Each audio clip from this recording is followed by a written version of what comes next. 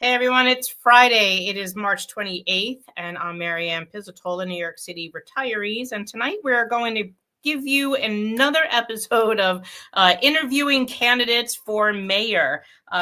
We've started making sure that there are candidates that are running for city office that take serious retiree health issues and retiree issues in general. And tonight we're having a meeting with Scott Stringer, who is running as a candidate for mayor. Good evening, Anna. It's good to see you. Hey, Carol. So I want to just get a few housekeeping out of the way, and then we can just pull Scott right in because he's sitting in the waiting room. And he has a hard stop tonight at 6:45, so we want to get in as many questions as we possibly can. So pull out your pens and paper. You've got homework again. Our website is nycretirees.org, and you will go to the homework tab. I wrote this morning on our Facebook page about what was going on with our link from Action Network, and we've got that somewhat resolved. So please do your homework. Dates, calendar dates, very important. So March 31st, we have a couple of virtual rallies. Let me just pull up my calendar. March 31st is Monday. Monday's going to be a very busy day for you guys and me too. So 10:30 in the morning, Alicia Vachunas, she is from District 30.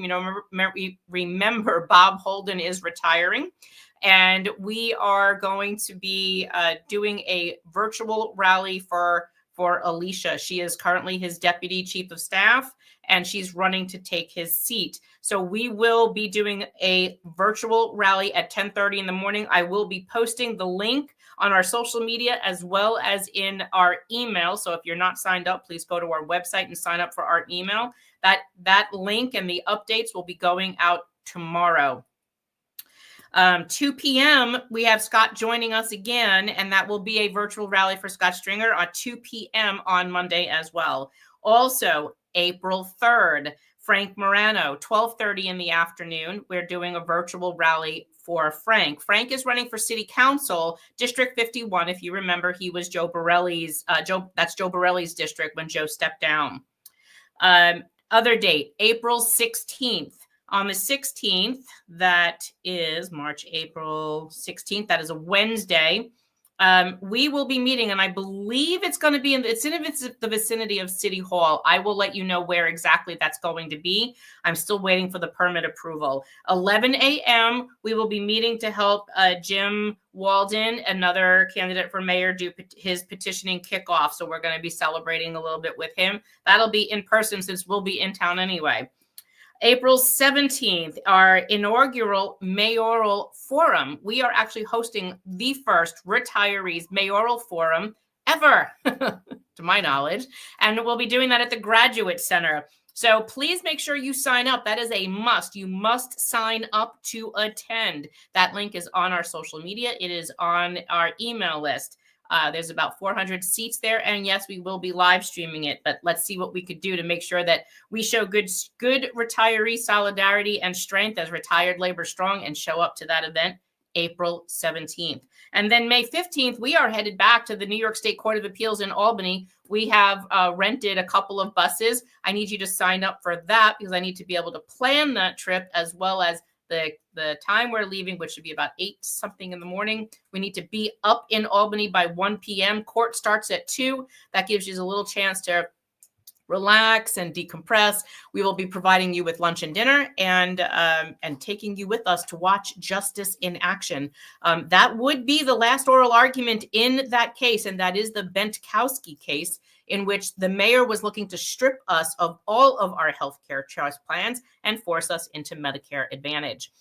That case we've dubbed the nuclear option case because he was killing all of our choices of healthcare plans to force us into one, the Aetna Medicare Advantage plan. So those are all of your calendar dates. I will again put all of those dates in the email this weekend. So if you are not on our email list, please make sure that you have registered for our emails. Keep doing your homework. Pension Ponzi scheme. So remember, I've been saying to you, and you've watched some of my videos, that the DC 37 and the United Federation of Teachers were intimately involved in this scheme. This started after we won the Benkowski case in the summer of 2023, and they were trying to come up with that $600 million in order to give that money back to the city. Now, what this was doing, like I had said to you before, was going to reduce what the city had to pay into the pension system by $600 million a year for like 7 years. Then going forward from 2033 to 2044, increasing those payments to the city. And of course, with some balloon payments, could potentially make that a little bit more difficult to pay.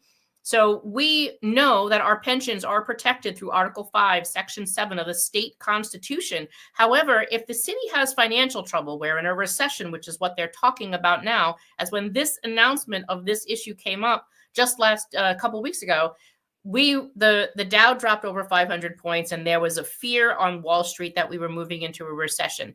If the city doesn't have money, that's going to have to come from someplace because pensions must be funded. So where would that come from? Clearly, they could potentially start another pension, a tier 7, which could look worse than tier 6. They could do reduced wages for active workers. So this really puts more of the funding of the system at risk going forward. But I still need you to keep doing that email campaign, and even more important, the call campaign. I will be reducing that phone call list probably on Saturday down to about 4 people: the governor's office, the speaker, and the majority leader. So that way you're really just making 3 phone calls rather than 130.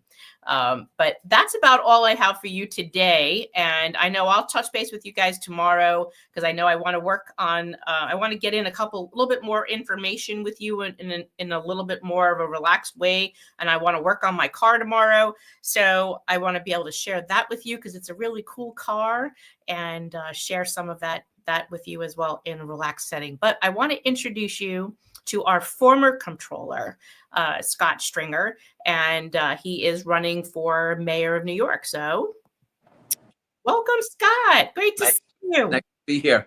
Great to see you, Marianne. So for those that don't know you, like we know you, introduce yourself and tell everyone here who you are and why you're running for mayor. Well, first of all, thank you for your leadership, and it's really great to be on this very cool night. I'm really glad I got invited. Look, for those of you who don't know, I'm a lifelong New Yorker. I grew up in Washington Heights back in the 1970s. There were 2,000 murders a year that day, and I remember my mom telling my brother and I, hey, when you take the 8 train, sit in the conductor car. And that was a tough time to grow up, but it was also a very inspiring moment. I got involved in politics as a kid. I actually went to volunteer for a relative of mine who was running for the United States Congress, and her name was Bella Abzug. And I was hooked on politics from that moment on. And I really enjoyed serving in the state assembly, serving as Manhattan Borough president, and then serving as city controller, and really being the watchdog for our pension fund, for our retirees. It's really an honor to be able to present the 9% rate of return and do the important work of bringing real clarity to the pension fund and reforming the system, which I can talk about in a way that gives people a sense of security about their retirement. So this retiree is running for mayor because I love the city, grew up here, and I want to take it back. I want to build a government that is secure, that's honest, that treats people with dignity, that gives kids like mine an opportunity to thrive and learn in our education system, and protects the retirement security of our seniors. It's not just about money. It's about a way of life. It's about safe streets. It's about safe subways. It's about giving seniors the ability to navigate this city in the safest way possible. And when you age in place, and I've done a lot of reports on this, we also have to make sure that we think strategically about the retirement security and how we help our retirees.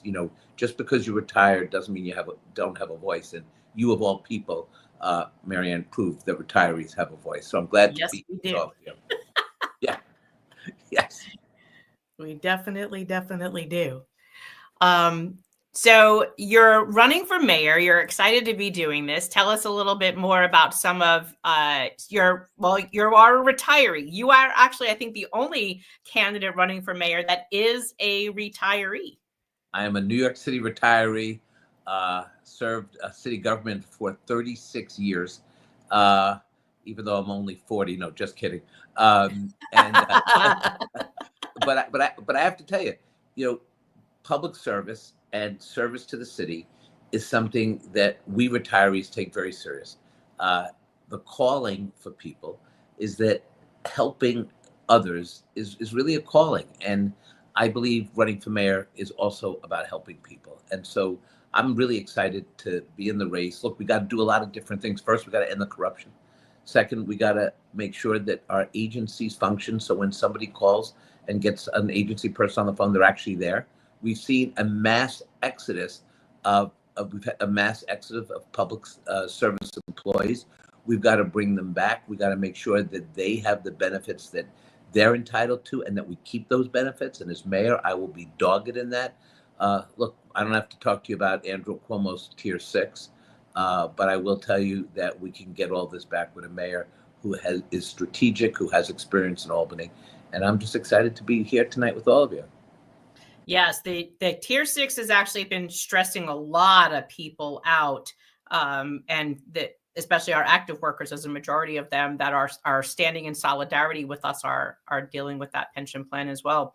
Matthew says, "Good evening, Mr. Stringer. While we are interested in hearing about who you, I guess, what you will do as mayor, asking you as mayor, will you permanently protect our promised healthcare benefits? Please tell us specifically what," I guess maybe he means what you have been doing or what you will do.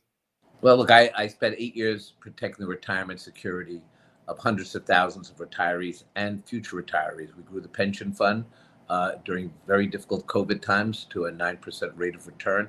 By the way, when I took office as controller, people don't realize that we commissioned a report to do an assessment of the back office of our pension fund and found that there were 200 issues related to the viability of the fund. 40 were critical. I fixed that within the first year of office. But then, Marion, we did something, and this is in the weeds, but retirees will appreciate this. We had 5 separate retirement systems, right? Yes. And each system would do their own thing, and it would slow down investments. And it was paperwork upon paperwork. And we weren't getting the kind of effort that the pension fund, and a pension fund of over $250 billion, should be providing. I merged the 5 funds. And I did it strategically in a way that the 5 funds, it did not require state legislation or city council legislation. Every union leader sat with me and we agreed voluntarily to merge the funds. And we were able to create that 9% rate of return because we were nimble in investments and we were able to do things that never were done before. During that time period, I was able to divest from fossil fuels. We were able to divest from gun manufacturers. We were able to divest from private prisons, all while we were protecting the retirement security of the pension fund. So that's where I have been as an elected official for 8 years. In terms of the retiree fight, obviously, as a retiree, I stepped out of government, but I have long believed that your cause was right and just. And as mayor, I will ensure that this issue never comes up again. Yes. So, Andrea, I need you to have more time with your car. Yeah. Yes, I do. I need more time with my pet projects. Yes. And Andrietta Sims says, "Could you speak more of your accomplishment as comptroller?" Andrietta, he was just mentioning some of those. Did you have anything else you wanted to add, Scott?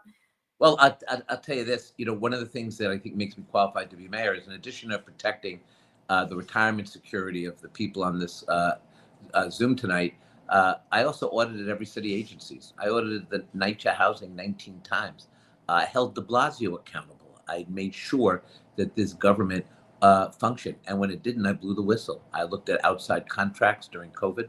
I made sure that we dug deep in terms of housing and homelessness. We did an audit of homeless shelters. It found 18,000 violations that hadn't been reported. So I was an activist, and I took this job to the maximum. And we did things that I think showed the commitment and the passion and the opportunity that government, that government can do. So that has been, I would say that, as all the controllers in modern history, we did the big things that impacted New York City, the retirees. And because of the work we did in terms of divestment, we showed the world that we don't have to be reliant on fossil fuel, that we can have solar panels on every roof and batteries in every basement.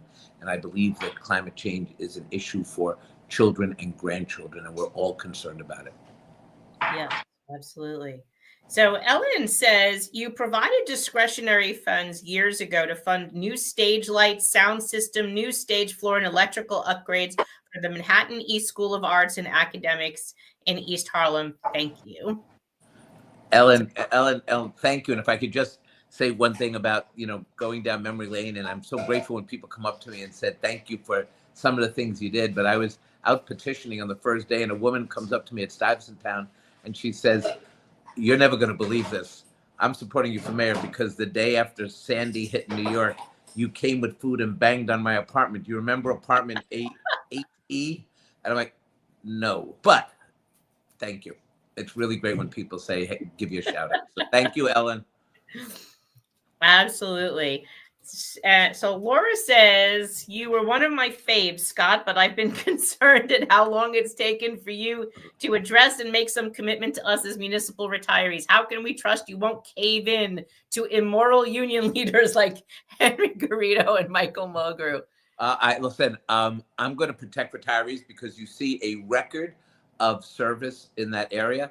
But I have great respect for Mike Mulgrew and Henry Garrido. We may not all agree there, but I think they have been, the totality of their record speaks to being some really great labor leaders. And I believe that, as you know, the UFT supported me when I ran for mayor, stayed with me during difficult times. But look, one of the things that we can recognize is that when people organize and people make arguments, legal arguments and political arguments, sometimes it takes people, of real courage to step up and say, okay, that wasn't, maybe that wasn't the best course. And I never get mad at somebody who can say, hey, you know what, I learned from this. Right. And I think if we're going to build a coalition to keep the bad actors out of the city, I really don't want to see the union movement divided. No. I want to elevate the people like Marianne and others who really bring things to the forefront. And all of you have really made this union, New York City retirees, into a force that's going to be reckoned with in elections for many years to come. And I think in largely, this was the Mayor's Office of Labor Relations. This started technically under Bloomberg. It was carried through Bill de Blasio, and then Mayor Adams picked it up and ran with it.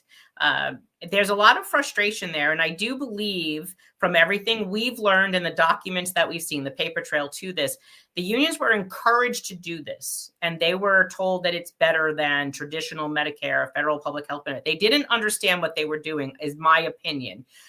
Whether it's right, it's what I want to believe, that they didn't want to, on purpose harm us. I do think they got caught up with something that they were pressured into doing from labor relations in order to get a raise. Look, they should never have had to do this in order to pay for a raise, was sell off their retirees. It used to be where, it was you and me together, as in actives and retirees. And then it became you or me. And they should never have done that. We need to write labor together to stand stronger against the forces that are coming out against us. I agree with you. And look, the best part of this is to move forward. We're going to have some other challenges, and they're not New York City challenges necessarily, but we're going to, Adams isn't going to be mayor, and Cuomo shouldn't be mayor. And assuming we can deal with the chaos in New York City, perhaps we can turn our attention to the 800-pound elephant in the room, and that's Donald Trump and the Trump administration. This is where an experienced mayor is really going to earn their medal. Look at what the $80 million grab the Trump administration took from the city budget, funds that were already appropriated for critical needs of the city. I think we need to set aside $1 billion, $500 million from the state, $500 million for the city. I hope you all will agree with me that we need a set aside so that we can replenish funds when they come for seniors, when they come for people who are vulnerable, and we're able to pay that back in until we get to the midterm elections. And I think you need a mayor who's also going to say to the banks, you can't just take money out of your bank. We deposit all of our money, our pension dollars, our budget money, billions of dollars. You make millions of dollars in interest. Where's the early warning system? I would have immediately, as comptroller, said, every bank get into my office. And we're going to start figuring out how to deal with the Trump administration. But the next mayor or the next Democratic nominee in just in 70, 80 days is going to have to deal with these issues. Did we ever get that money back? Has that money been Ah, given back? No, we haven't, not yet. but we need, look, we have good reserves in the city, $3.2 billion. I think it's going to take another billion. But look, that's what budget negotiations between the state and the city are about. I think the council, I think this mayor should work with Kathy Hochul and the state to provide us with at least some level of security. So if you're a senior, if you are receiving, if you're in a program, if you're in a senior center, you want to know that when you read about what's going on and the attack on New York City, you kind of want to know that your elected officials or the next mayor has a plan and a backbone and a spine to take on this administration. I lived through Trump 1. I was in that movie when I was controller, and we fought tooth and nail to protect the most vulnerable people in the city. I think they're coming back with a more concerted effort to do us harm, and partly they're taking advantage of the election and the fact that they control everything right now. But I also think Democrats have to step up. This is not a time to be weak, and this is not a time to be passive. We have to have a strong response. But Marianne, I think we got to be strategic. We got to come up with a real plan, because people who we're talking to tonight are depending on their elected leaders to keep them safe. Yes, I agree with you. So Ronald says, as mayor, will you support and grow New York State, New York City, Mitchell-Lama, where rents are skyrocketing? I heard you say you will create a new Mitchell-Lama. Well, that's right. First of all, I got started as a housing activist on the Upper West Side with the Mitchell-Lama Residents Coalition. This is a long time ago, and I should not totally reveal my age, but I believe back then that the Mitchell-Lama housing program was the greatest program ever created for affordable housing. Because Mitchell-Lama was not just about affordable rents, it was about building neighborhoods. So the pioneers who came to those Mitchell-Lama buildings around the city decades ago, well, they built the schools, the daycare centers. These were city workers. These were middle-income people. And I thought that we should be doing more of this, not less. So my quick housing plan, as controller, I audited 1,000 vacant lots that the city owns, 1,000. We could build the next Mitchell-Lama 2.0 on those lots. Think about it. The land is free. We get not-for-profits, limited profit developers. We model it after the success of the Mitchell-Lama program, and we start building housing. We work with the state, and when we have a Democratic president, we'll work with that. But we can get tens of thousands of affordable housing units and call it Mitchell-Lama 2.0. I'll remind everybody, because many of you are of my age, I'll remind you, we may not have been around during LaGuardia's time, but Roosevelt and LaGuardia built 2,200 public housing buildings. Pretty extraordinary. Imagine doing that today. Lindsay and mayors after him built the Mitchell-Lama housing program, working with the state. And Koch, let's remember, transformed the Bronx and dealt and rehabbed abandoned buildings during our tough times in the 80s. I want to be the mayor that builds a legacy affordable housing program that will last for generations. So I have a question about that. How was Mitchell-Lama funded? Like, where did that come from? Well, I'll tell you why I'm asking that, because a couple of candidates, and I don't know if you have said this or not, but a couple of people, and this is concerning retirees and active workers, that the next mayor, some of the candidates would use pension funding to create affordable housing. And then the second question would be, what would be affordable? And as if you've seen testimony, and we spoke about this once before, 2/3 of DC 37 retirees make under $35,000. I'm a $35,000 pensioner, and 1/3 of them make under $12,000 still today, because that is that generation. I mean, top paid cops and firefighters from the 70s, their top pay was $15,000. A 50% pension gives them today about a $26,000 pension. So that first question is funding. What's your theory on, or feeling on, using pension funding to create affordable housing? And the second question is, what technically would be affordable? Well, look, in the pension fund, we have a set aside in the pension fund, for economically targeted investments. And when I was controller, we did use that money to ensure affordable housing in many rent stabilized units. And we worked with the National Union Funding Mechanism to invest in affordable housing. we did it for two reasons. One, it was good for people to have this housing, and we used pension dollars because that's what the money was set aside for. But what also happened, it was a good, we did it because it's a good rate of return for the ETI investments. Look, I think in this race, a lot of people are promising you a lot of things, right? Yeah. Sometimes I go to these debates, and I like the people who are running, most of them anyway. And, we have a $114 billion budget, but I think all of us at the end of the night probably spend $200 billion in promises, right? So, what I offer in this race is a little common sense, a little sensibility about what we can and what we can't do. I'm not going to get into the housing game of, when I'm mayor, I'm going to build 500,000 units. Nope. When I'm mayor, I'm going to build 1 million units. And your rent will be free. Right. And your rent will be free. That's what they're all saying, right? Well, everything free. You don't pay for anything. But That's a great world. That's a great world to live in, if only we could. But for me, I think putting out ideas that can be accomplished, I think one will bring credibility to the cause of affordability. It's hard to say invest pension money or other money without understanding the due diligence that goes into it. And you can't say you're going to invest money, your money, pension money, without showing us, well, how are you going to do it? Do you know how to do it? Have you ever done it? I've done it. And I think we have to be a little cautious. But look, I've been in these campaigns. Promises, you're going to see more. I think if you look at what I'm trying to propose, whether it's childcare, after school, I think we are being realistic. Also, the great thing about Mitchell-Lama is that it's a fixed percentage of your rent, right? So it's 30% of your rent. So if you are a retiree, and let's say you have a $20,000 or $30,000 pension, $35,000, you add that to Social Security, maybe have some investment. Suddenly, you're getting a retirement offset, right? That if you could pay 30% of whatever that is on a monthly, after taxes, a monthly basis, suddenly you're in an affordable housing. Suddenly you have a secure apartment.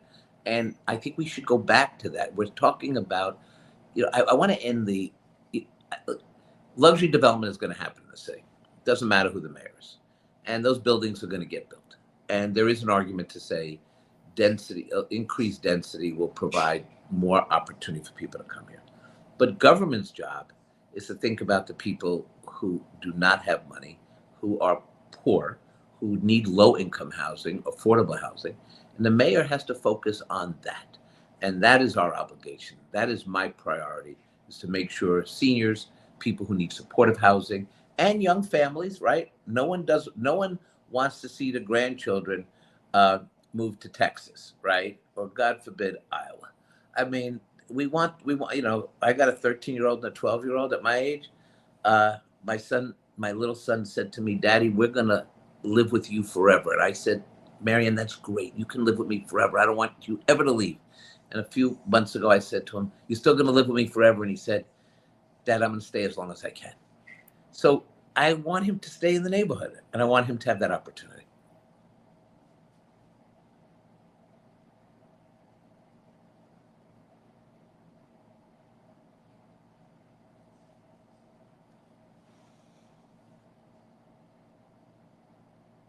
Have we frozen? Hey, Susanna? I think we may have frozen issues. Why do you think you're frozen? She's frozen. I'm coming back. Are you coming back? Yeah. I thought it was something I said. No, I think I'm having internet issues because we had a storm blow through here a little while ago. Oh yeah. Okay. Let's see how long I can keep this one on. Okay. So let me see if I can pick up a few more questions for you. So Annie says, good evening, Mr. Stringer. I've been very impressed with the way you manage my Tier 4 pension. Thank you. Will you discontinue active litigation brought against retirees? Will you endorse a city council that will preserve promised health benefits for public service Medicare eligible retirees? Yes. That's a short answer. Yes, I will. Got it. I believe it. And I'm glad you're happy with the management of the pension fund. It really it just brings me back really great memories. Yes, absolutely. Kathy says, what is your standing on sanctuary city status? We should be a sanctuary city. We've always been. And as mayor, I'm going to protect anyone who comes to New York City soil. Obviously, the ones, if you're a gang member and you're going to commit dangerous crimes, I'll get you out of the city. But for the people who come here because they flee persecution, because they want a new life, look, all of our parents and grandparents mostly came from somewhere. Yes. Some came here by forced to be here, and that's another issue. But some people really came here because they wanted a better life and they had nowhere else to go. And I want to continue that rich tradition.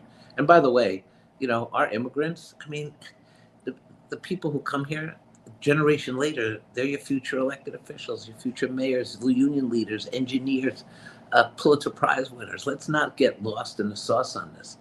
Don't believe the hype. I mean, the problem with Eric Adams is like he took a situation that was a crisis and there was funding issues with the federal government, but he blamed the entire budget fiasco of his own making on making fun of people who just got here. We didn't have an $11 billion deficit. I know this is Comptroller. We had a reasonable $3 billion surplus. We could have done so much more if the commissioners hadn't been frozen. We could have expanded senior programs. We could have helped our kids need the extra help they need in public education. We could have done so much work, except he played the game of gotcha. And he not only burned himself, but he set the city back for so many years. Oh, I know. Matthew says 250,000 retirees have been under extreme duress for the past 4 years with the threats of losing our traditional Medicare and now with these horrible copays. We need specifics of what you will do. So let me explain what he's asking. So since this started in 2021, we have sued the city 3 separate times, 3 different courts, through multiple levels of appeals. We have won 11 times with 3 unanimous appeals decisions. And every time we won, the mayor went and did something else to try to go around the court's decision. So in the Campion case, it was what the city had to pay up to. They literally tried to change the interpretation of what they would pay for. Remember, it was they then dropped what they were going to pay for us to $7.50. We won that in December, all the way up to the New York State Court of Appeals. Then he went to pass copays on to us. They illegally charged us over $50 million worth of copays. We're still fighting that case out. That's the second case, the copay case. And when we all retired, we were told your healthcare would be free. There would be no cost. For the first time in 60 years, the mayor then imposes these $15 copays on us, which are amounting to a car payment to many of us. And I'll explain why. You go to the doctor, it's $15. Blood test, x-ray, $15. Now, if you're attached to a facility, your doctor's attached to a facility, it's an additional $15. So now if you're going to physical therapy, OT, occupational therapy, chemotherapy, cardiac rehab, that's 2 to 3 times a week, every week for multiple weeks or sometimes multiple months. I fell at court in November and I froze my shoulder after that fall. It's taken them a medical procedure, and then I'm still multiple months worth of PT left at 3 times a week. So you're looking at $15 times facility fees is another, that's 30, 30, and 30 every time you go. Many of my retirees are now going to food banks. They're cutting their pills in half. They're going to the point where they don't know if they can afford to go to the doctor. This should never have been put on us as a funding mechanism for collective bargaining. We're not in collective bargaining. We're not in unions. We are retired. Many of our people are like yourself that were not in unions. They're managerial, policymakers, city council members, mayors, commissioners, etc. So we're concerned what will happen. Will the next mayor, if this court case is still going on when you become mayor, which I'm hoping to have a decision before then, but I keep telling city council, even if I win in May, our legislation is not going anywhere because we have to stop this cost transfer to people who have no seat at the table and no seat in the room, that it's literally creating an obstacle to use their health care because they will no longer be able to go to the doctor, or they'll be forced onto Medicaid if they're lower income, or forced into managed care because they can't pay. Marianne, I say this to Matthew. Promises made, promises kept. I am not going to go back on 30 years of work. I will discontinue this. This will be a dead issue. We will go meet the budget challenges in other ways. By the way, when you elect someone who has real fiscal an Financial understanding. experience. Yes, some financial experience, not just for a couple of years, but for 8 years, 2 terms as controller. And by the way, serving on the pension fund for 8 years as borough president. That's 16 years of understanding the finances and how you fund retirement security. Look, we have retirement challenges. Think about people who don't have pensions, people who are just hoping that 401k that's managed by other people gives you the retirement you need. The pension system is a lifeline for people who did not want to work on Wall Street, did not think about money. They thought about helping other people. The end of the relationship, the big deal, was very simple. We're never going to pay you like the private sector. We all know that, right? But the one thing you will have as you leave the system, you will have a pension, you will have health benefits, you will have a life that is free of worry. Doesn't say you're going to be rich, because as you say, look at people whose pensions are very, very low, but they're there, and we should be doing more to help people supplement those pensions and those retirement programs.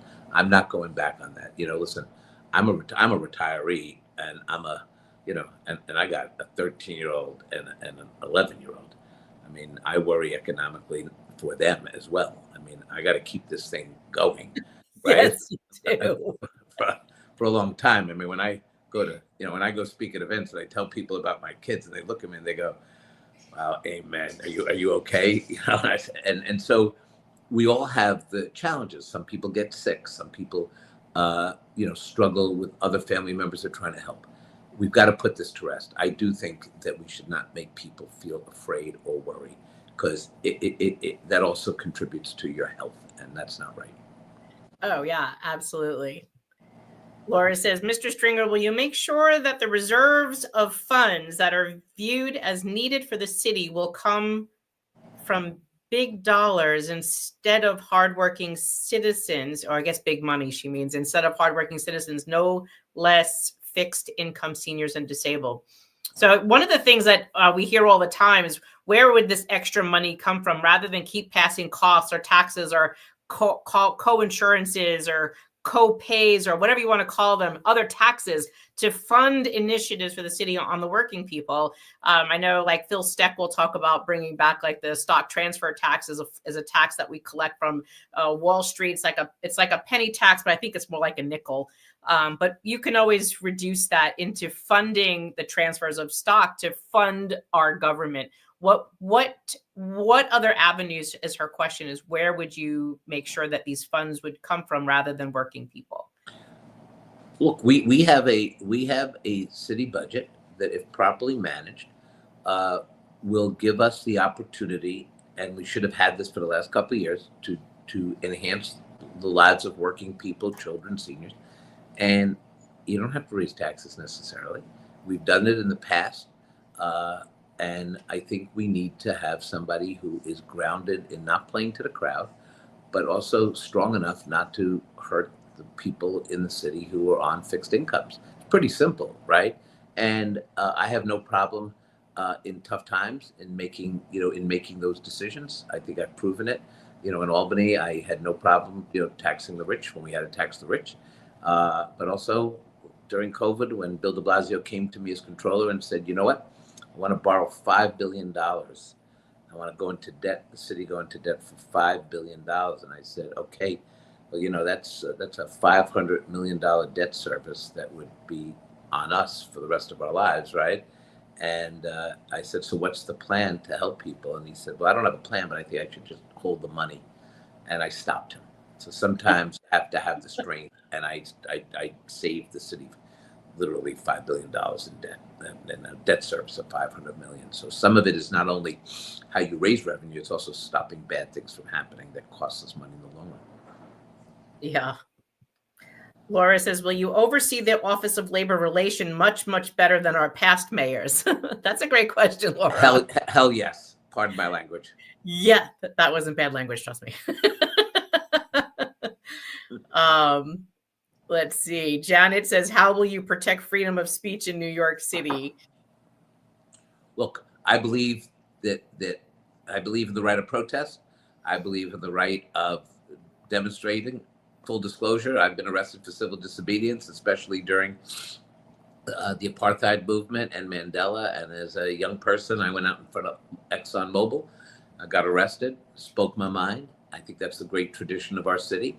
I don't believe in hate speech. I don't believe in going after people based on their religion, the color of their skin. I think that's something that we have to always be mindful of, that we do not let people go after people.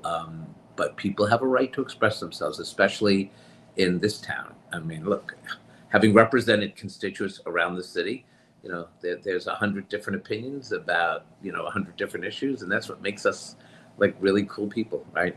We express ourselves, right? Yes. Especially retirees. Matthew would like to know about requesting an audit of the Municipal Labor Committee's Stabilization Fund. You're familiar with that fund, correct? Yeah. It's created in the 80s.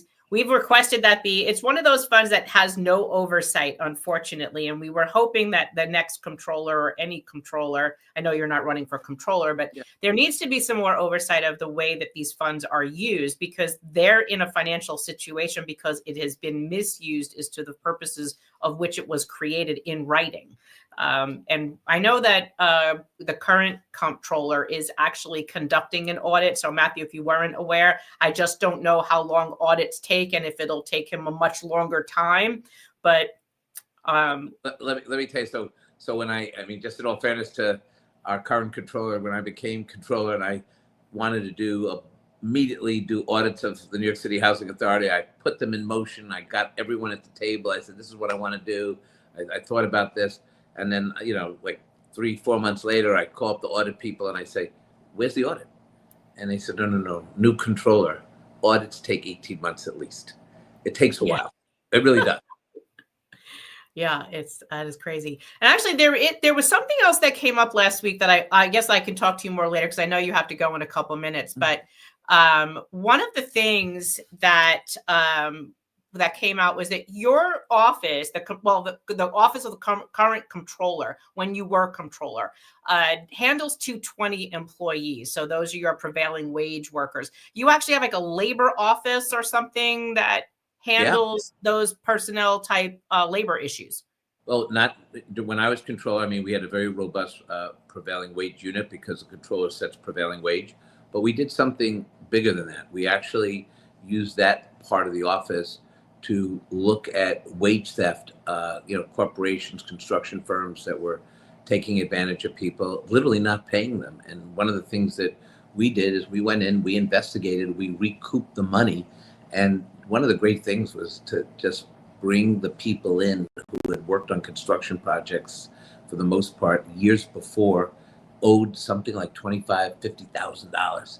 And they had no idea, because some of them were very shy about coming forward, but we convinced them. And then we give them a check for $25,000, and people were just like, you don't understand, you just changed my life.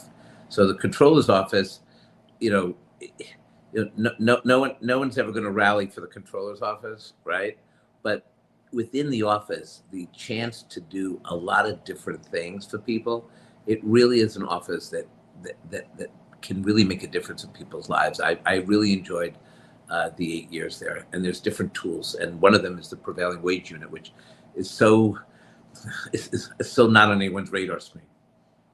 No, I was just literally told about it a couple weeks ago, and I said, well, I'll ask him about it, because it would be something great that maybe we could make friends with in there, that they could teach us a few things or see how maybe they could work with us on whatever that might actually work. Well, wage theft is very real. And we returned tremendous amounts of money to people who actually thought they were never going to get the money back.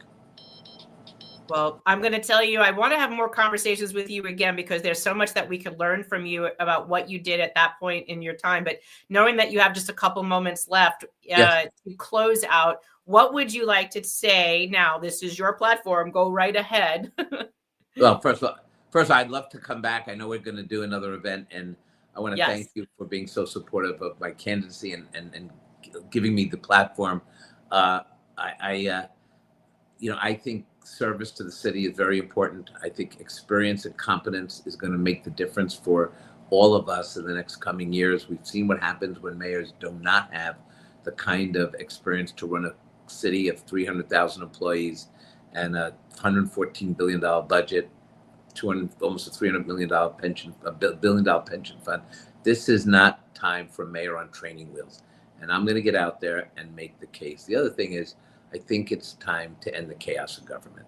I think, unfortunately, with Adams and Cuomo, after watching what happened during COVID, I lost my mom during COVID, and to watch the governor make decisions that resulted in 15,000 seniors, grandparents and grandmas, grandmas and grandpas losing their lives, and then writing a $5 million book about it. I just don't understand the hype. So I think we need somebody who's a little more grounded, more mature, and who will do right by the people and not try to profit from it. Absolutely. So I could say you're probably one of those dream supporters. Don't rank Eric or Andrew, I guess was the mayor. I got big dreams. But by the way, when you're not ranking, I want to urge you to rank. I got somebody for number one. Go ahead. So let's focus on that for a little bit. Go ahead. What would you rank? And then I'll let you run. I would respectfully ask everyone to rank Scott Stringer number one. Okay. And I will rank the person that I believe can do the second best job as mayor, but I haven't decided that yet. Okay, great. All right. Well, Scott, it was great speaking with you today. Thank you for taking time out of your busy campaign schedule to come and meet with us. Everyone, we will be seeing Scott again on the 31st, on Monday at 2 p.m. is his virtual rally. So we will put up that link on our Facebook page, on our social media, and in our email campaign, which will go out tomorrow in our weekly email update, so that you all can come and kick off this event with the retiree support for Scott Stringer. So thank you so much, Scott. Thank you. Thank you, everybody. See you next week. Thank you. Thank you. You have a great day. Thank you. So everyone, that's he had a very narrow window to do this, so I could not get in all of your questions, but hey, he'll be back on Monday, and then I'm sure he will come back between now and the primary. For me, let me see if I can scroll down past some of these questions. If you have any questions for me, now is the time to do that. Thank you guys for all of these really great questions. Clearly, if we have endorsed them and they are on our retiredlaborstrong.nyc site, they gave us a letter committing to the 3 retiree issues, not forcing us into a Medicare Advantage plan and protecting our traditional Medicare. And we wanted to make sure that they were protecting us from additional costs. 2, that they would agree to support getting our Medicare B reimbursement sooner than the 16 to 20 months later.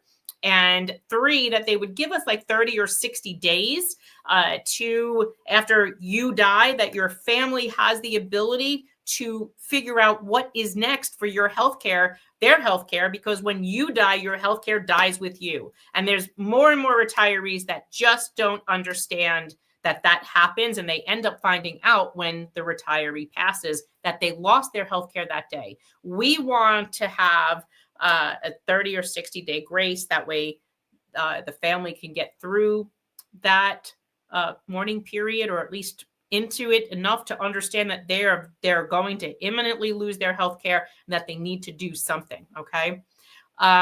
So YouTuber is asking me, why isn't Linda Lee on our website? So if a candidate contacts us for an endorsement, I'm not going around running around the city asking a million people, do you want my endorsement? They have to ask us as a retiree organization, I would like your endorsement.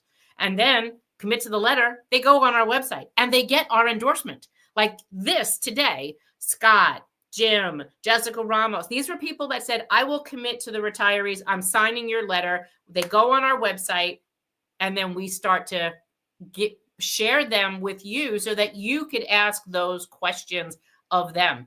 It's not that I'm not putting them on their website. They're not asking us. If you don't see them on our website, they didn't ask us for an endorsement. So you need to ask that elected, why are you not asking the retirees for an endorsement? They should be asking us for that endorsement. They should be asking. Email us, retirees@nycretirees.org. Why are they not doing that? I don't know. They should. And then they can use, we would do a little logo that's with their photo. Like you've been seeing us do that. We keep putting them out.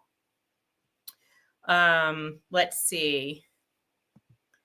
Hey, Lila, good to see you. Thank you for your infatigable efforts you give us. You're truly Wonder Woman. I know. Oh, let's see. Is the New York City Mayoral Forum open to the general public? No, it's not. It's literally by invitation. Like it's got to be retirees, New York City retirees. It is a retiree focused mayoral forum. Our forum isn't going to appeal to the general public. This is a retiree forum. If yes, how would they be able to register, or do they have to? It have to be a guest of a retiree. So if you are going, Robert, you could bring someone with you as a guest, but they both have to register, you and them. I need their information, like their name, phone number, email address. And we will be contacting you. So I need you to make sure that it is legitimate. And that is an in-person event at the Graduate Center. And we will be asking those questions. That is ours. It is our forum to talk to mayoral candidates about our retiree issues.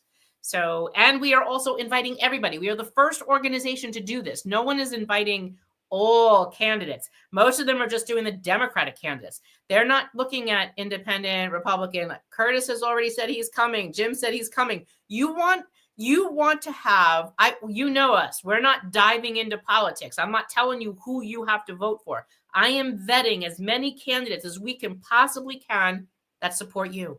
That should be our job. I shouldn't tell you, here's your list, go vote for these people. You don't know why you should be voting for them. You're just listening to like a Henry Garrido or Michael Moger say, go vote for these people. I'm telling you, as a one issue organization, I'm telling you, these are the people that came to us and support you. Remember, how many times have we seen people get on our legislation for political cover that have had no support of us whatsoever? Because to prove that, how many of those people were on the bill last year and aren't on the bill this year? And there was an election the last time. That is why. So they have to say to us, I want your endorsement. Because they will think that DC 37 is a powerhouse union or UFT is a powerhouse union. No, the retirees are a powerhouse organization. And why? Retirees is the largest voting bloc in the district, in the state, in the city, is the over 50 crowd. We vote. We come out and vote consistently. Younger people don't always do that. Younger people may give donations, but they don't always turn out for an election. The largest voting population is the over 50 crowd. This is why they should be coming to us and they should be asking us to endorse them, meaning they are committed to us. Sign the letter. The 3 issues are on our website, retiredlaborstrong.nyc. And that's why it's important. And I don't care who you vote for. I don't care if it's a Republican. I don't care if it's a Democrat. I don't care if it's an independent. I don't care who they are, what their party is. If they are committed to you, we will support that because it's really that important. Okay. Let's see. Matthew says, did you invite the public media? No, I've already explained that, so I'm not going back over that. Elise, can you talk about the organization's support from Maya Kornberg, the current council member? Shahana Hanif has been supportive of us, so why the change? Well, Elise, first of all, again, Shahana has not come to us to ask for an endorsement. Shahana came on the bill after we endorsed Maya Kornberg. Maya had came to us and said, I support what you're doing. I want to get on this. So it's not that I'm not supporting Shahana. Shahana hasn't asked me for an endorsement. And knowing what we went through all of these months to get Shahana to work with us, talk with us, she signed on to the legislation and hasn't called us. She hasn't emailed me. She hasn't called me. She hasn't said, can you come out and endorse me? Nothing. So again, to make sure that someone isn't just jumping on your bill for political cover, but she truly has your back, I need a letter from her committing to the 3 issues, and she has to have a meeting with me and my team. Elise, it's as simple as that. I got another phone call today that someone else wanted to do the same thing. And I said, I'm not doing this over the phone. I'm scheduling appointments. And if you don't believe me, I want to show you something. I'm retired. And so are you, right? This is my calendar. See my calendar? That's my calendar. These are appointments with all people that want to talk to the retirees. This was February. I'm not kidding you. You don't see many days off in there, do you? No. So when they say that they want support or feel bad for someone that they lost an endorsement from a union, I don't care if anyone lost an endorsement for a union. Getting an endorsement from DC 37 to me means diddly squat. It shouldn't mean anything to them either because they're harming their constituents. They should want yours. They should want, where is that? Over there. That they should want that logo. They want your support because you are committed. They can see your commitment. You've been on the street for 4 damn years. That's the message. Make sure they hear that. They know you will turn out. They know you will call. They know you will email. DC 37 and the UFT won't do that. And this is why we said to you that this is how we know that the UFT and DC 37 were behind that pension Ponzi scheme. The unions are turning around, running all over the city, running all over the state, saying that our legislation is a danger to the union. It violates collective bargaining. It's a scary thing. It's horrible. It's the most irresponsible, reckless legislation ever. And then they're activating their members to sign petitions. They're activating retirees on robocalls and robotexts to lobby against our legislation in the city and the state. Henry Garrido and Odette Tinio were in Albany harassing state legislators over our state bill. UFT has Bridget Rain running around city council harassing council members to get off our bill and don't sign on to our bill. It's scary, right? So they've lobbied against the retiree legislation, pension Ponzi scheme. Oh, we didn't do this. Oh, that was scary. Oh, this is bad. We don't support this. We didn't vote for it. The mayor did it. We don't trust the mayor. The mayor's not a good partner. Where's your daytime army lobbying? Why aren't you fighting against it? Why are you not lobbying against it in the state? Why are you not screaming at the top of your lungs and letting your members scream? Why? Because you were in on it. Come on, guys. Like, I was born on a Monday, but it wasn't this past Monday. This makes sense. Because if they did, they would be working as hard against the pension Ponzi scheme as they are against us. And that's the other thing that doesn't make any sense. We were one big labor organization until the Mayor's Office of Labor Relations convinced all of them, the largest union leaders of the Municipal Labor Committee, to make it an us versus them. And even when they found it was wrong, and this is what bothers me about the Arise Caucus or the Unity Caucus, where they want to attack the ABC group for walking away from unity at one point or another in their lives. Listen, I keep saying this. We have union leaders that believed what they were told when this thing started in 21. And we were on a live a couple weeks ago when one of those union presidents said, I was one of them.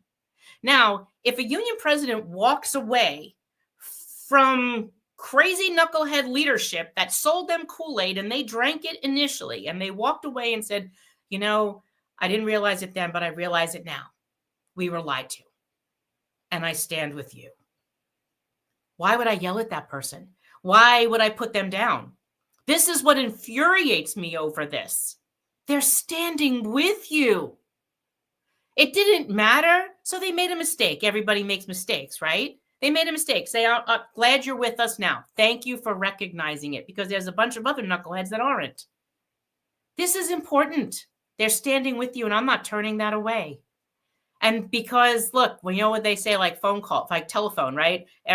You tell one person, they tell 10 people.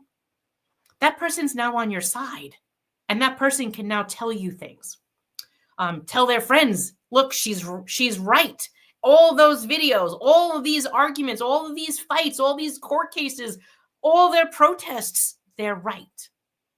That's what you want. You want to create a place where people recognize that they made a mistake, and you're not going to beat them over the head. I mean, I might beat them up a little bit, but they'll understand that they made an error in judgment, and now they stand with you. That's what you want, because they're active leaders. The more active leaders, the more power you're giving them to fight collectively against the Michael Mulgrus and the Henry Garridos. So I'm going to keep doing what I'm doing because our board thinks this is the right thing to do. And that's why we are doing it. Someone asked me about a tweet from Vicky Palladino. Let me tell you. So Vicky put out a video tonight about an amicus. The common sense, all the amicuses were due yesterday. So there were several professional organizations, several doctors around the country that put in an amicus, and so did the Common Sense Caucus, put an amicus in our case. So that was really important because it shows support. And that's what Vicky's video was about, was that the Common Sense Caucus, these are your Republicans and ultra-conservative, conservative Democrats, stood together to say, we support what the retirees are doing. Notice, to Elise or anyone who else is asking, did you see an amicus from the Democrats? Did you see an amicus from the progressives? Healthcare is a human right, not a political fight. You've heard me say that for 4 years. Where is their amicus? We've asked them. We asked them last year. We asked this year. They don't want to talk to us. Does that tell you that they support you, or that tells you that they don't support you? So I'm not here to bullshit anybody. I'm telling you the facts, and I'm not playing politics with anyone either. I don't care, again, left, right, middle, where you are, up, down, makes no difference to me. Do you support you? Do they support protecting you? That's all I care about. I don't care about anything else. At least not right now. That's really the most important thing. This is what a union sounds like. We stand with Marianne. We are union. Yes. If you heard me and Evangeline this morning, we are frustrated. Evangeline's an active worker from TW Local 100. She is frustrated that the unions have gotten in bed with management, that they become corporatists, and they're not fighting for the people. No one's listening to you. No one's listening to the in-service worker. No one's listening to the retiree. They're making their own backdoor deals. Enough with the backdoor deals. Enough with all this other mishigas that affects everybody else in other states and other countries and other wherever. We need to focus on what we have right here, because if you don't fix this, you're going to lose it. This is what's important. Fix and protect what you have. Don't worry about what you don't. This has to be a priority. And that's really what drives this fight. Any news on the sealed court case brought by Empire? So, Harry, I was told that case resolved itself, and I don't know how it was resolved, but to my knowledge, it's still sealed. Robert, the best result would be to have 3 mayoral candidates in November, Republican, Democrat, Independent, supporting our issues. Yes, Robert. Yes. And that's hopefully you will see that on April 17th. Helen says, you are one very strong leader and we need you to run for office. You are smart, determined, informed, and as well excellent communicator. Americans need you to work and put all these skills into working our community. Please think about this. So Helen, it's very funny that you say that. I was asked to do that already. So I don't know. I might be moving. There seems to be a sealed appeal going in. Harry, would you do me a favor? And if you have my cell phone, link that to me, please. If not, email it to the organization, retirees@nycretirees.org. And I promise when this is over, I will go take a look. Randy, as a New York City resident, I appreciate hearing from the candidates that support us. I am not voting just on party lines. Thank you, Randy, because that's my position as well. Stop looking at these damn parties because they don't give a damn. If you're voting for a machine, you got a machine. And look where the machine got you. I need you to look at the candidates as individuals and see who supports you. And then look at the other issues that are important to you and then see where they fall in that. I think that's really the best thing to do now, because I think the machine is definitely corrupt at this point. The Democrats who should have had your back, because Medicare is a federal public health benefit. The Democrats have always supported this. And you could ask our team when we started this organization, I said, hey, don't worry, it'll only be about 6 months. New York is a Democratic city. The city council is 51 people. It's mostly Democrats, Democrat progressives, mostly women. Women are nurturers. They're going to get this. 4 years later, we're fighting that machine still. So no, I can't support, doing politics. This is healthcare. This isn't politics. And if they're going to play politics, I'm not going to tolerate that. And Eileen, you would make an excellent mayor of New York City. Well, I don't know about that one, but I'll take that under consideration. The machine has failed us. Yes, it has, Lainey. Absolutely. Love 3 candidates to run this time. I agree. And you know what? Maybe it took a perfect storm in order to have 3 candidates, in order to have a real credible independent leader, like an independent line. Typically they would say, oh, third parties would never win. I don't think about that this time. This time, I think a third party candidate truly has a chance here. And I think that's important. I really, really do. Laura, yes, I loved how Evangeline was yesterday and this morning. Both of you made the ground tremble in this AM's WBAI show. Henley had to see where he's been excusing fake union. Henley had to see where he's been excusing fake union leaders. I mean, I get it. I do. Marcia, the Dems here are so disappointing. They're doing Oz's job for him. I would agree with you there. Roseanne, you are always correct and on point in who we should be voting for. I'm not going to tell you who to vote for. I'm telling you who is supporting you, and this is one of the things that frustrates me. Your Unity Caucus people, your Arise people, your ABC people. So you have 3 caucuses. Caucuses don't win elections. This is not like an election of a party, of a Republican and independent. It's not like that. People in the union win elections. And I have not heard or seen, and look at any one of these people that have been that are currently running. Have they stood with you side by side at these events? Have they worked on your campaigns with you? Did they work with our organization? Have they worked with our board? And I'm only going to tell you right now, there's only one group of people that has done all of those things from the beginning to the current day. One. And again, making sure that you understand that there are people who used to be on our opposition who now stand with us.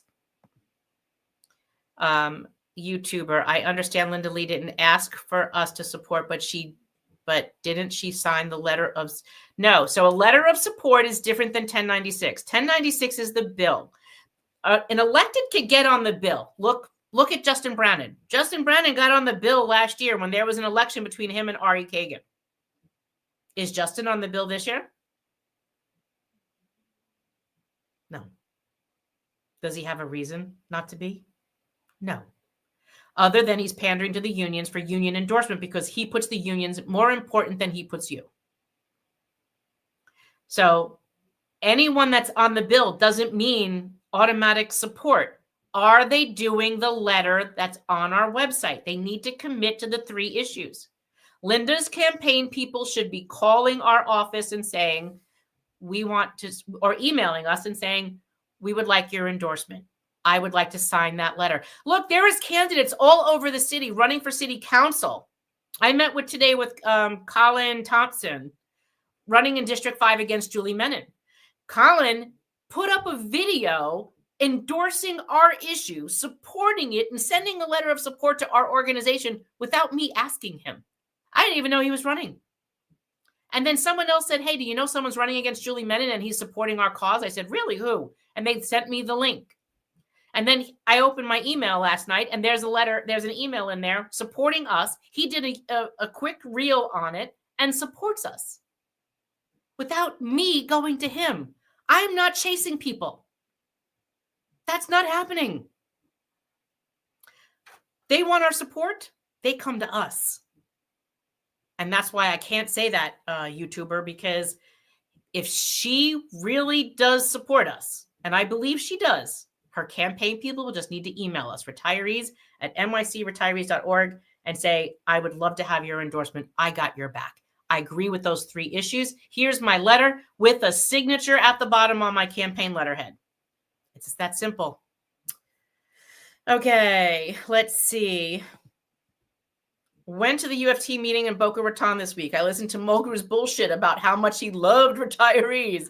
Asked about UFT filing an amicus, and all he said was that we were going to win. But if we didn't, he knows that Garrido will pull out his support for MA.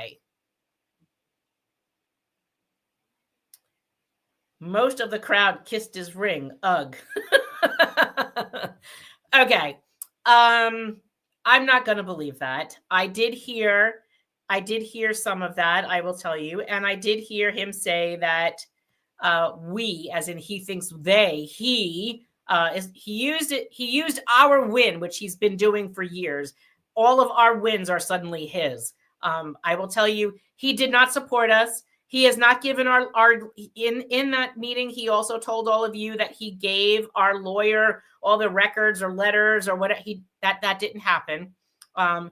One letter that he gave the court that they guess he didn't expect us to find or be told about. That was the letter where he was telling Mulgrew sent a letter to the court saying that he no longer supported Medicare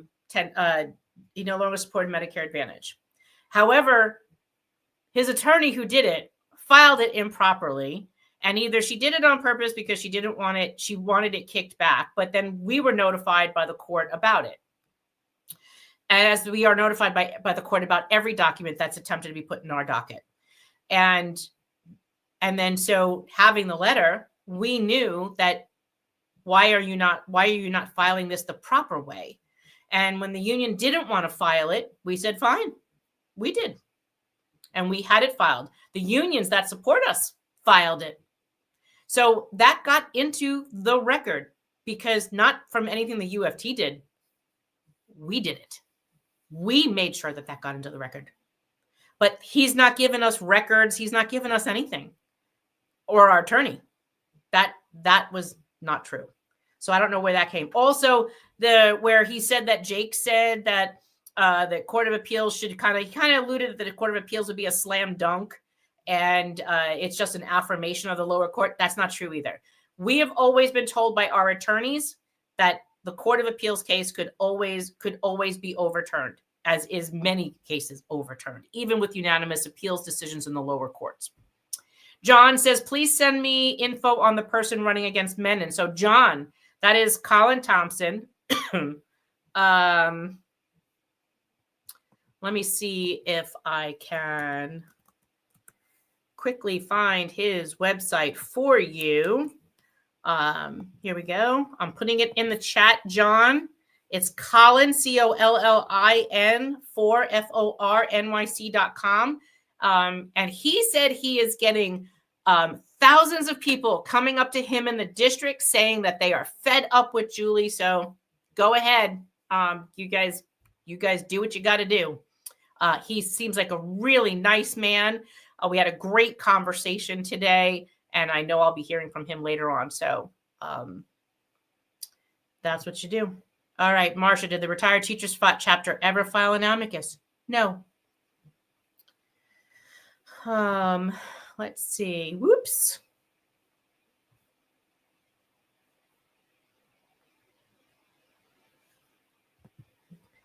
Janet, at one of your recent short updates, you talked about a court hearing in Albany. I thought I heard you say May 5th. May 15th.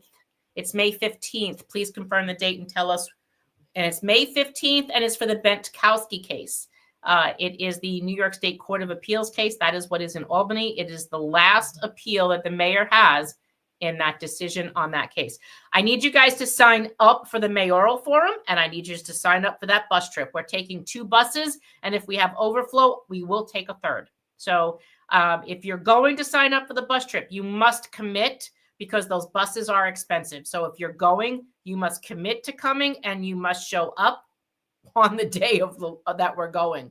Please don't make us spend all of this money because we order lunch, we order dinner, and we pay for the bus and the driver. So Make sure you are committing to being there. It is an all-day event. We are leaving City Hall area at about, I think, 8:30 or 9 in the morning. I forget the time. We need to be up in Albany by 1 p.m. Court starts at 2. So there you go on that one. No, Serena Mia, there is not. Where right now we've got 2 buses leaving from Manhattan, but the buses will be leaving at about, I think it's 8:30 or 9. I think maybe it's 9, 10, 11, 12, 1. They're leaving at 9. So if you could be at City Hall by 9 o'clock, that would be ideal. How can retirees who are not on Facebook sign up for the forum? Well, we put it in the email.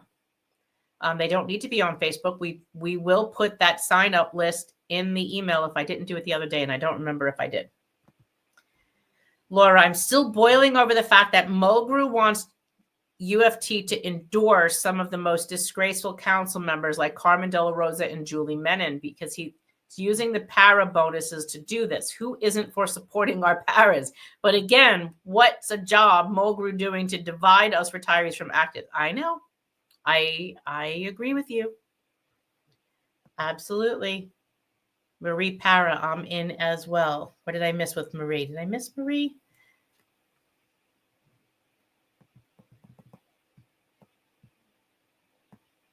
I missed Marie. Their comments are flying in like crazy.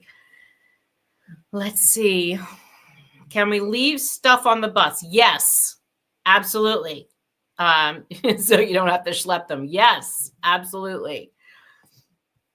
Kathy, you did put it in the email. Thank you, Kathy, because I'm losing my mind. Thank you, Anna, for putting the link in there.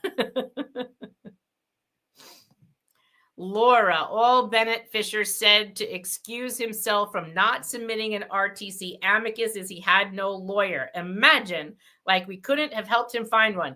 And you can go back and tell Bennett that everyone that filed an amicus from Campion to Benkowski who needed an attorney, we helped them find one and help them in other ways too. So don't ever let that be an excuse. You know us. We don't take no for an answer. I don't ever want to hear someone say to us, you can't do something. Don't tell me what the freaking problem is. Tell me how to fix it. Tell me how to go around it, go over it, go through it. I don't want to hear, no, you can't do this. To me, that's a bullshit excuse. But yeah, I'm sorry. I'm not buying that one, Laura. That was a real horrible answer. And like what? He can't find a lawyer. He's literally in 52 Broadway is his office, surrounded by attorneys in that entire area. And he has one of the largest retiree groups that all he had to do was make a Facebook post. Oh, wait, I forgot he's not on Facebook. Or a YouTube. Wait, he's not on YouTube. Or a Twitter. Oh, wait, he's not on Twitter. He could have done something. Like we kept telling him, you need to harness the power of your membership. That is called collective action. Look, we built this from nothing. He's had almost a year. He needs to do this. And he's had really great tutoring that he hasn't utilized. But I'm willing to teach him again if he's open to it. Or not. That's up to him. Look, I don't chase people. If they want our help, they know how to come get it. Let's see. God bless you guys, because, man, this is so corrupt. Yeah. I know. Absolutely. Terry says, why support ABC rather than Arise? Terry, it is how many years? None of the people that are in Arise have been at all of our events, have come and helped us, have lobbied for us, have worked the teachers, active or retired. They've not spoken to our board. They've not come to our events. What else do you want me to say? And their focus is on international issues and issues that don't pertain to us. Nowhere on their platform do they say that they would protect a retiree's Medicare, that they would protect traditional Medicare, they would protect you from not being forced into Medicare Advantage. They would make nice with all these other unions because, look, Michael Mulgrew had said to my face, I can't go to MLC and fix this because no one there likes me. He did that. The next leadership has to be able to fix that. They scorched earth screwed over everybody. That's not going to win. It's not. Mulgrew in the city union sphere is one of the most hated people at this point because he screwed them all over and dragged them into this and then walked back the Medicare Advantage for him, leaving the rest of them holding the bag. And when I asked him, hey, did he ever give you like a, hey, I'm sorry, dude, I didn't mean to fuck you. Ooh, excuse me. Did I screw you? No. He never apologized to any of them. They are furious. So, look, there's ways of fixing things, right? We've always said Michael could have come up to held an MLC meeting. Look, dude, like this was a bad idea. You know, we didn't see it then. We didn't know about it then. Let's fix it together. They have to earn their cred. They're not. And they're not doing anything to make it up to everybody that they dragged into this. You don't finance raises by selling off your retirees. You don't finance raises by selling off your healthcare. You don't finance your raises by lying to your in-service workers, telling them that there's no givebacks when you're actually passing backdoor premiums to them in the forms of copays and deductibles and screwing your retirees. And then telling them, hey, you know that Medicare Advantage plan that doesn't affect you, that affects those retirees. Dude, you are a future retiree. This is your future. And because they've put this thing about them versus us. Look, that's not you. Don't worry about that. You know?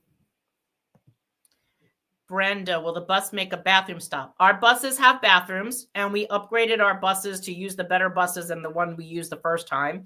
And yes, we usually make a stop, I think, around Saugerties, if I remember right. We take like a 30, 40-minute break there, 30-minute break.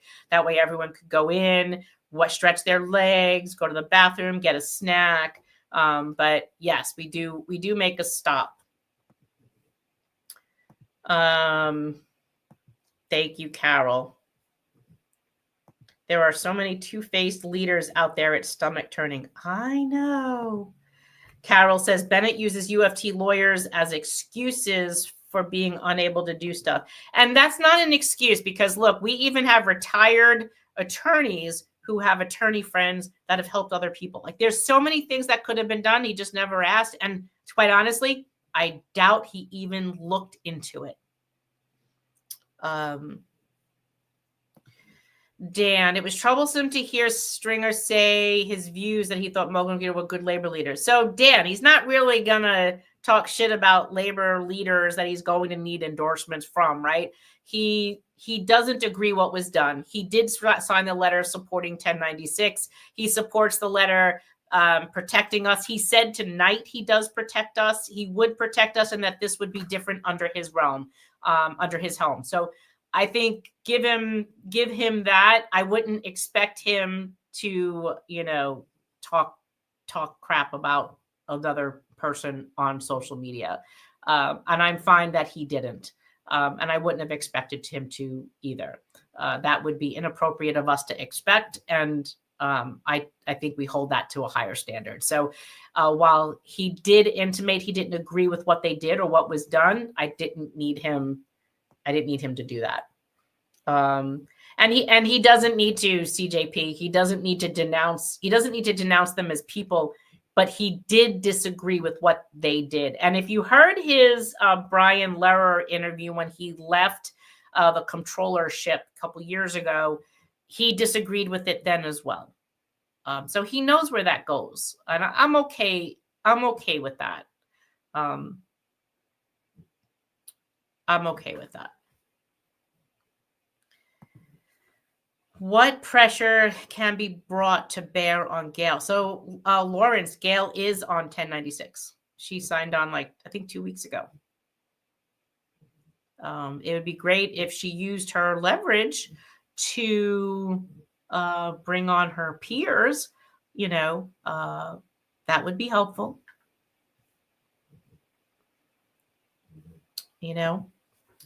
Laura says, I think the way Unity has been soft on how Arise Slate behaves while viciously attacking those on ABC as they mercilessly attack you. You, Marianne, should say something. Well, yes, because Arise right now is focused on not your local union issue, local retiree issue, or what we call our bread and butter issues, right here, issues that affect you, the retiree at home. They're focused on the National Health Act. They're focused on Israel. They're focused on Gaza. They're focused on international issues. They're working on Washington, D.C. What's going on with Elon Musk. I can have an awareness of what's going on. This has to be my focus. You have to be my focus. And I don't feel they're focused on us. And I don't even feel they're focused on themselves. Look, there's a lot of things that we can get ourselves involved in. I'm sure that there's a lot of things that each of you have, whether it's a hobby or something that you enjoy or something favorite. I don't always have to agree with you. You can have a partner in your life that you live with forever. I don't think I've ever met anybody in my life that agreed on everything. One of the most controversial couples is Mary Matlin and James Carville. He is a Democratic strategist. She is a Republican strategist. And someone said to them once, how the hell do you stay married and living under the same roof? And they had a simple answer. We don't talk politics at home. If that's their only dividing issue, I'm sure there's probably other things that they disagree with. But clearly they will never agree on the same things. But they are in love and they're married and they live under the same roof. And I'm sure they probably have different wings or something. But you're never going to agree with everybody on everything. And that's okay. But those issues that have no real impact on your day-to-day at work, your wages, your hours, your work conditions, your pension, your healthcare, your retirement, I don't have room for that. I really, look, you see my calendar. I mean, this is no joke. This is me advocating for you, right? Yeah. This is March, right? This is March. And this is already April. Where's my, there you go, April. I'm still busy. So, and May is even half booked already. So understand something. I don't have time to go play. I mean, like literally the other day, I took a couple hours to go, to go my belt from being outside, the bus being in the cold weather, the belt got loose on my bus. I wanted to take my bus out. Tomorrow I'm going back out. I've got to work on my MG because the battery died from me not using it. And I needed to replace the battery and I need to replace the battery cable. So if I have time and actually commit myself to going out and doing that, I'll video with that so you guys can see what I'm doing. So you could actually see I'm taking a break. But it's been so long since I've driven that car. It's been since last summer. I don't have time. So to say that I don't have a focus on something else, all of these other things, they're not my focus. Although I might love doing them and I miss doing them, I have to focus on this. I can't worry about all this other stuff if it doesn't pertain to protecting your healthcare. That has to be their focus. Now, Arise, ABC, Unity, their focus has to be their members and their retirees. Getting a better contract, making sure that their paras don't just have like a tip, as Marie calls it, but that they actually have a pensionable increase in their salary. They have to work towards making sure that no one is picking off their healthcare benefits, passing more copays and deductibles on them, forcing them into managed care and diminishing their benefits. That you don't have a union leader that's just going to keep giving you $50, $60, $100 increment gifts here like every 4 to 6 weeks, every time that they're trying to buy your vote so that you don't leave them. Because they've screwed you so many times, they're trying to buy you the way they bought the MLC. We'll give you $165 a year if for your welfare funds, if you do this, this Medicare Advantage scheme. Be smarter than that. Is the benefit better? That benefit, that gives you something in your pocket. But look, we're all in this situation because Mulgrew leveraged all of the other unions in the city to do this, to give wages to an active group of people. I don't hear anyone denouncing that. And no, there's a lot of people, if I have to go through the list, have not donated to the cause of our organization. But I can tell you differently about ABC, A Better Contract. We can tell you who's donated and who hasn't. And I don't need to tell you here. But I can tell you we looked and they haven't. So it's convenient when they want to use you, but not stand with you.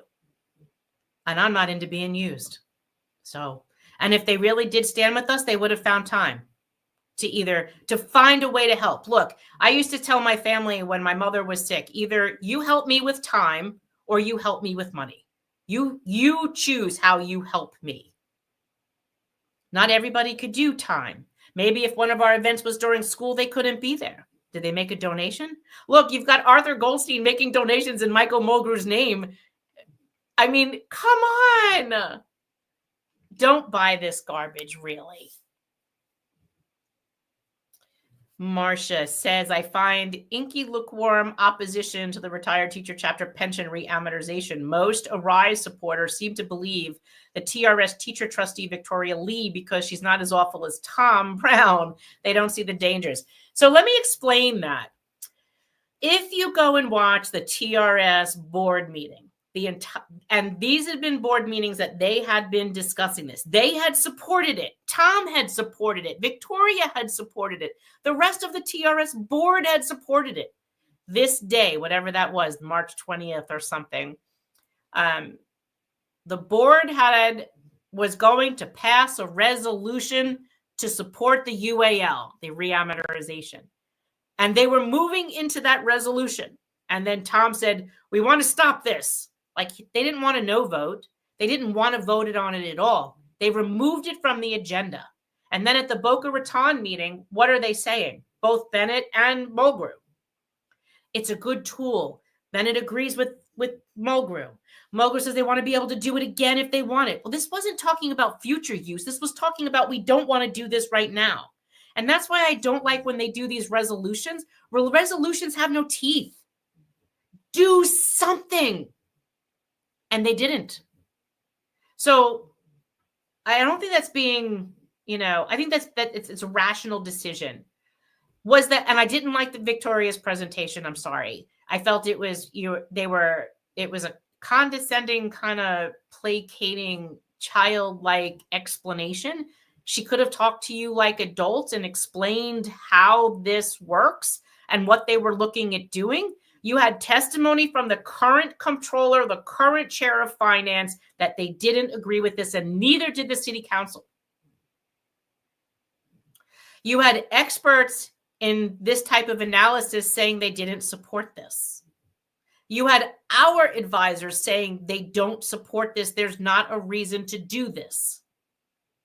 You also recognize that when this was exposed by our organization and the teacher bloggers, all of a sudden, then it became an issue. Now knowing that DC 37 and the United Federation of Teachers were up in Albany the first and second week of March, they were lobbying against the bill that supports and protects your health care, but they didn't argue about this. And that bill has been in the budget since February 20th. So, sorry. They're playing everybody, but they're not playing us. And they're not playing the legislators either, because many of them recognize what this was. And the money, $600 million, really, guys? Like, you couldn't have said it was like 400 million. You couldn't have found another way to finance something that you're always doing the same amount of money over and over again. It's a telltale sign. All of it. All of it. I know. You need a trickle charger for the car that doesn't get used over the winter. It keeps the battery charged so it lasts longer. Thanks, Gene. But that battery was over 5 years old, and it was a really cheap battery that I had for over 5 years. But then I bought that car during COVID, actually. When I got bored, I used to just take drives, and I ended up driving, I think, through Alabama and bought that car there. So it definitely needed a new battery. It now has a good one. But yes, I do have a trickle charger, but it does need to, it is an old 4-speed automatic manual engine, and it does need to be driven. So I do definitely have to get out there and pay more attention to it. Robert, thank you for advocating for us. Healthcare is an important issue. What is more important than life, health, safety, economic viability in our later years? Hey, Robert, maybe we need to remind Henry Garrido of that because he doesn't seem to remember that. So, no, I'm not Superwoman, Janet. I'm just one angry Italian chick. Don't piss me off. Let's see. God bless you. Seriously, can our board members take some of your appointments for you? They are, actually. That's not all just me. They got their own calendars. Carol, ABC's members have donated to us. They've been supporting us for a long time. I will tell you that. It's therapeutic to focus on what we can encourage, support, and change these days. We must. Yeah. There's a poem that, let me see if I could find it. And it was like, let me see if I could quickly find it.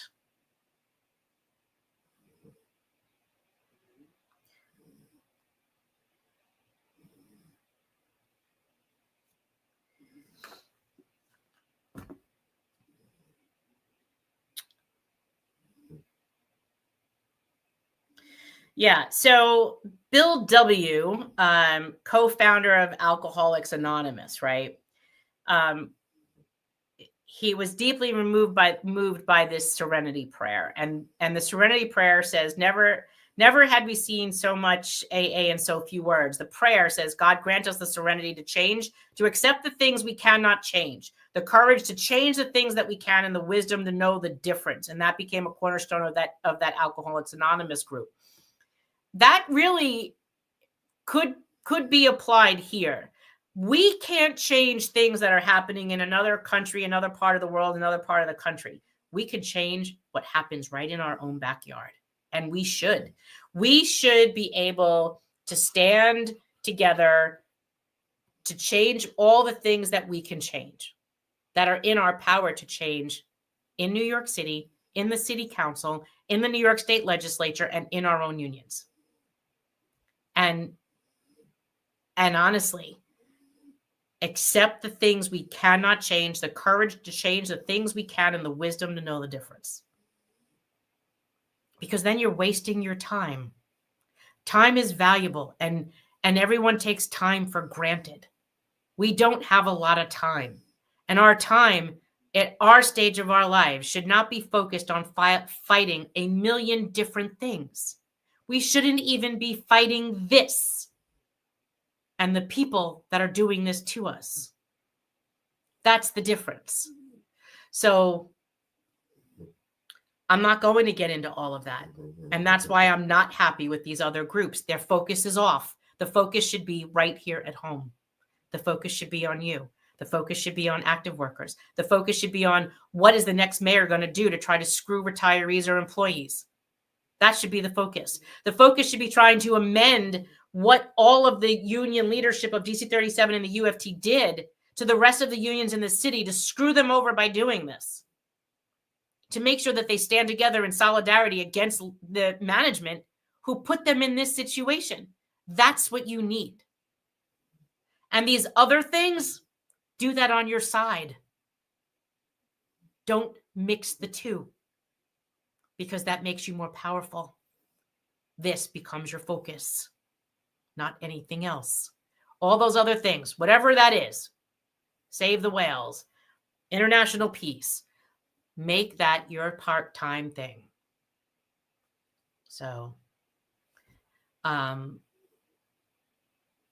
that's really the important part. And you know what, too, Jean? This is what I'm going to say about that. You are reacting to something someone retweeted. A retweet or a repost isn't an endorsement all the time. Unless it had full-throated comments in it. And even if it did, Again, you take the opinion that is their opinion that they're entitled to. Do they support you on this? Look at the people who are on our legislation. Do you agree with all their politics? No. They support you in this. And unfortunately, in legislation, you are going to need people that you both agree with and you don't, in the city and the state. So for all of your lobbying to get people to sign on to your legislation, you know that they're supporting your bill. What you're not acknowledging to me, even though I know somewhere deep down inside you must know, there's going to be other political things about them that you're not going to agree with. Unity and Arise wants you to focus on the things that are not important because they can't attack the bread and butter issue. Stop. You are being sucked into what they want you to be sucked into to preserve them. And that's what you're guilty of. Don't do it. Focus on this. That's your power. Focus on retiree health. Who is advocating for you on retiree health? You got 3 caucuses. There's only one. Who has reached out to us to support all of our 3 issues and tell us how they could do it? Only one. Time and time again, Mulgrew has screwed you. Mulgrew has screwed the unions. Mulgrew has lied to people. He's walked back it and screwed other people again. Henry Garrido's still screwing everybody. For the teachers, you're being sucked into a campaign of something you should not be focused on. Don't do it. It's a mistake. And that's what they're hoping you'll do. They're taking your focus off what's important. Keep the focus on the issue.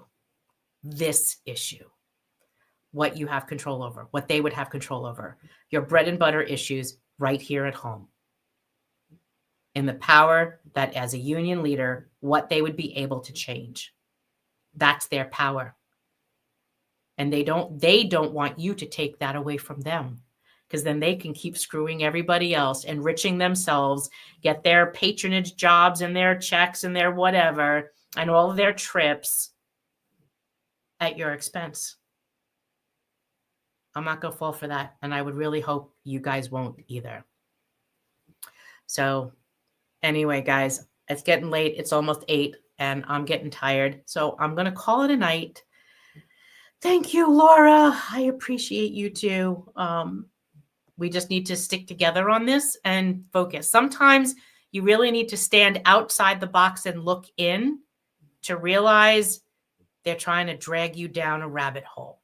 Don't go down the rabbit hole. All right. You got your assignments. Homework is up on our website. We've had to change some of the links, okay, because of things happening. The dates. March 31st is Monday, 10:30 in the morning. I will be posting and emailing a link out tomorrow. We have 2 rallies on Monday, virtual rallies. One is at 10:30 and one is at 2. The 10:30 is for Alicia Vichunas for District 30. She's currently the Deputy Chief of Staff for Bob Holden, District 30 in Queens, who's co-sponsor on our bill. Bob is retiring. He is a retiree. And at 2 p.m., Scott Stringer will come and we'll kick off his event as well, right? April 3rd, Frank Morano, virtual rally, 12:30 p.m. I will put that link in the email as well and on our Facebook page. April 16th, 11 a.m. I'm still working on this permit for the location, but that will be to kick off petitioning for Jim, who's running as an independent for mayor. April 17th, our inaugural retiree Mayoral forum. It is our forum. We got 400 seats. I want all your tushies in them. Understand? Sign up to go. We fixed the link so that you don't have to worry about signing into anything. So sign up. If you're taking a friend with you, they must register. If they show up and there's no seats and they're not with a retiree that is signed up, they cannot get in. They must register in advance. We must be able to email them to be able to get in. And then May 15th, we're taking 2 buses and possibly 3 up to Albany, leaving at City Hall about 9 a.m. So those are all your dates. I will put them in the email. If you are not signed up for our emails, please sign up for them. Our website, nycretirees.org. And that's going to be a heavy couple of weeks. So rest up. Thanks for joining me tonight. Thanks for taking your time to speak with Scott. And he really appreciated your time. He didn't have too much time today, but he did want to come and see you and answer your questions. I hope you got a lot out of it. And I will see you maybe tomorrow. I promise I will try to get out of my house and off my computer and show you me playing with my MG tomorrow, which is my other toy, and see you tomorrow. And then Monday we have both of those rallies at 10:30 and 2. All right, clear your schedule. Make sure you're putting all this in there. I will send out that email tomorrow to you guys. You have a great night, and I will see you tomorrow. Ciao. Don't speak what you don't understand. The truth is not in your command. Don't shout about what you think is fake. The decision isn't yours to make. Don't lie about the way things are.